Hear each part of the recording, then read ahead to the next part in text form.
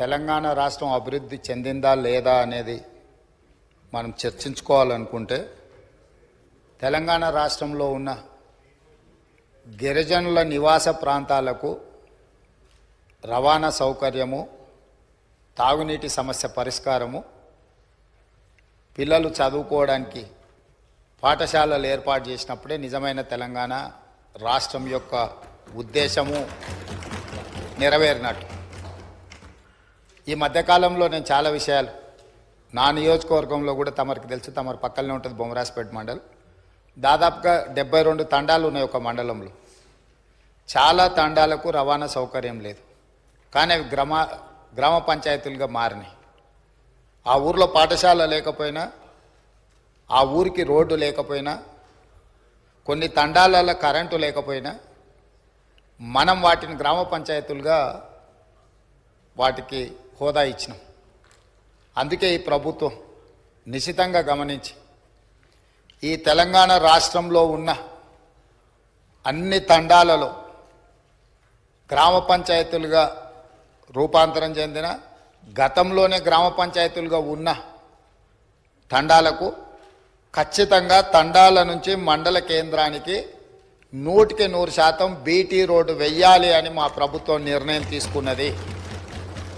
అందుకే రాష్ట్ర ప్రభుత్వం ప్రత్యేకమైన కార్యాచరణ తీసుకొని ఇప్పటి వరకు నిర్లక్ష్యానికి గురైన తండాలను, గూడాలను, మారుమూల ప్రాంతాలను అభివృద్ధి పదం వైపు నడిపించాలని ఈ ప్రభుత్వం భావిస్తుంది. తండాలలో, గూడాలలో విద్యుత్తు సమస్య పరిష్కారానికి, విద్య సమస్య పరిష్కారానికి, ఆ తండాల నుంచి మండల కేంద్రాలకు కనీసం ఒక్కటైనా బీటీ రోడ్డును ఏర్పాటు చేసే సమస్య పరిష్కారానికి, మండలాల నుంచి జిల్లా కేంద్రానికి మిగిలిపోయిన డబుల్ రోడ్లు ఏవైతున్నాయో వాటిని పూర్తి చేయడానికి, జిల్లా కేంద్రాల నుంచి హైదరాబాద్ నగరానికి 4 లేన్ రోడ్స్ వేయాలని ఈ రాష్ట్రంలో ఎక్కడైనా ప్రతి వాడికి